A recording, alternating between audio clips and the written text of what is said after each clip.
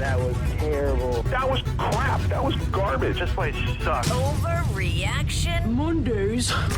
All righty. What do you have over there, Chris Brockman? What do you got? All right, here we go. Coach K's 2 losses to UNC.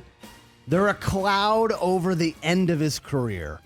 I was going to say his whole career, but obviously you can't say his whole career. The end of his career, the end. You know what? The end. Absolutely. There's no other way to put it. There's no other way to put it. If I had told you, what if I told you, to use the 30 for 30 line? What if I had told you like at year 30 of his 40-plus year run, where we already know he's one of the all-time greats. You already know he's Coach K. You already know like they're going to name it either the court or the building after him, and there's going to be a statue, right? You know that's coming. Why not all three? After just 3 decades, right? The court, I think, already is. Yeah. Well, that's right. Yeah. But I don't know when that happened, but I'm just saying before that. But he's already established as such.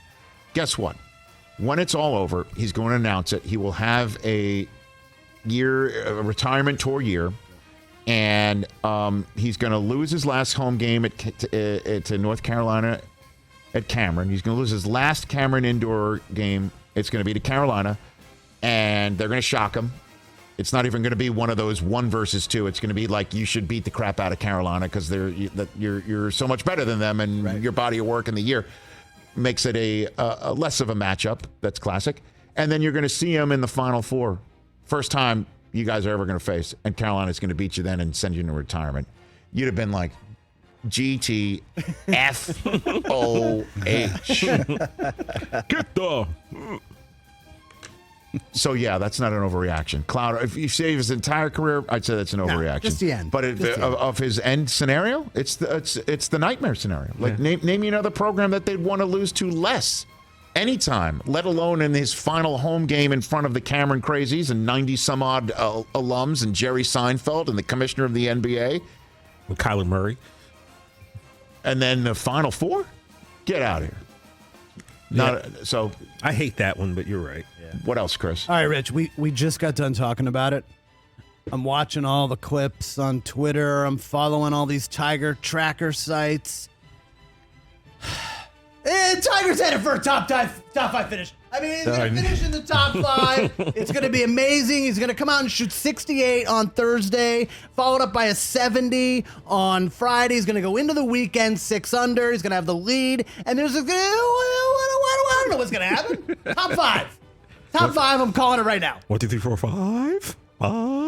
He's going to walk around. We're going to see the red, and everyone's going to be going nuts. And then he's going to 16. He's going to hit that shot. He's going to do the thing. With the fist pump. Has Brockman, in setting up in the history of Overreaction Monday, the lush history, a tradition unlike any other, has Chris ever, in setting up whether I think something is an overreaction or not, completely overreacted so much, making the point of this being an overreaction? Has Chris ever done that before, like he just did TJ Jefferson? I will say that this particular one, he had shown more interest and more enthusiasm yes, indeed, than any other one previous. He's going to have such a big league on Sunday. It doesn't even matter. Charlie's going to play 18 for him. He's going to bring him out. Just to cap it all. I don't know. See, Rich, I like happy. I like happy, enthusiastic Brock. Of course, and we also love storylines like that. Yeah. And if he does top 5, could he really do it? Well, hey, anything's and I just possible, want to say, I just want to say this: the fact that he's doing this alone right now is off the charts. Nobody could expect it. None of us expected it. Even the, can never count Tiger out faction would even believe this is possible. Of which we are card-holding members. But for anybody who thinks that Brockman is so crazed right now, remember, Rich, he once upon a time predicted that Tiger would win the Masters on the same day of the Game of Thrones finale, and he did. That's exactly what happened 3 years ago. So I predicted that months in advance. You did indeed. You said it's going to be the game. I think it was the Game of Thrones premiere of the final season. Oh, was the premiere? Yeah. Okay. So I got the facts wrong. We had 2 great hugs that day. We had Tiger hugging Charlie, and then we had Arya reuniting with Jon Snow. Oh yeah. We had the 2 great hugs that day. Remember how eagerly anticipated that moment was? It was great. I got a little verklempt when that happened. Great family moments. And now I wish I never watched that then show. one day Charlie will go down the list of everybody who counted his dad out. We are not on that list. Yes, that's right. All right. Else? A couple NFL items. We just talked to Greg Cosell. We've had a lot of people talking mock drafts recently, Rich. Here, this is an overreaction. I don't know, maybe. What do you think?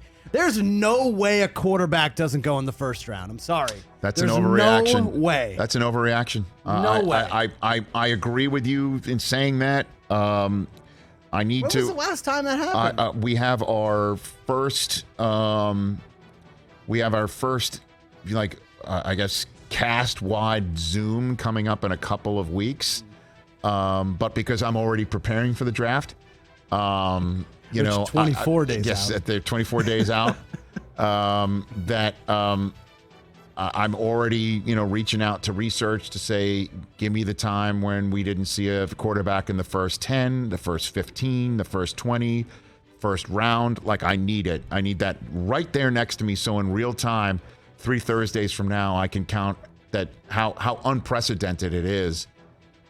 And again, man, the number of pass rushers and linemen and corners and wide receivers available that are terrific makes it seem like if you're not going to reach and you're not going to go anywhere for a quarterback, it's just going to they're going to keep dropping. And it's something that I think I'm going to keep returning to through the next several weeks until there's a report that somebody falls so in love with quarterback fill in the blank they're going to go get him. But Bucky Brooks pointed out on Friday, how does the league and the evaluation community writ large feel about the quarterback class? He's like, well, look at all the movement that you saw in March. Everybody going to get theirs. True. Everybody go and get theirs right now. You saw all the quarterbacks on the move, and the reason why is like, I don't think we're getting one in the draft. So that's not real. I think right now that could be an overreaction, but we'll see. Hey, you watched all the way to the end. Thanks for that. Watch more right here.